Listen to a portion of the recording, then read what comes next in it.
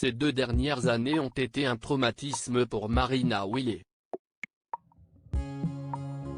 Très discrète sur sa vie privée, l'ex-femme de Boris Johnson s'est confiée comme jamais à propos de ces dernières années qui ont été extrêmement difficiles à vivre pour elle, en raison des nombreux coups durs auxquels elle a dû faire face.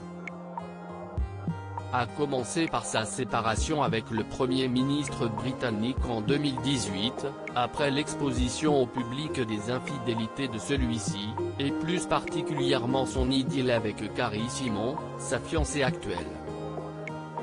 Il n'y a pas moyen d'échapper au fait que ces 2 dernières années ont été très traumatisantes et difficiles, a-t-elle ainsi confié à Good Morning Britain, avant d'énumérer ces drames. Si elle a évidemment mentionné sa séparation avec Boris Johnson qu'elle a épousé en 1993 et dont elle a eu 4 enfants, et dont le divorce n'a été prononcé qu'en février dernier après qu'il soit parvenu à trouver un accord financier, Marina Wiley a également dû faire face à la maladie.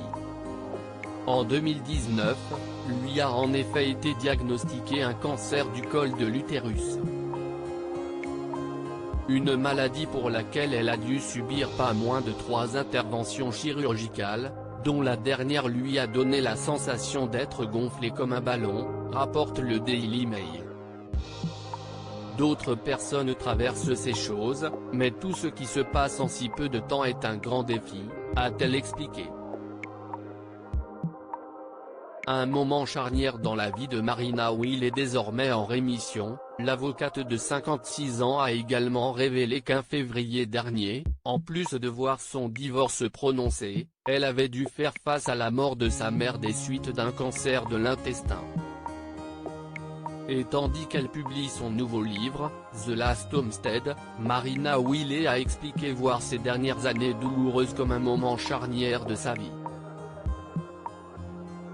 Mon long mariage a pris fin, mes 2 derniers enfants sont à l'université, mes parents ne sont plus là.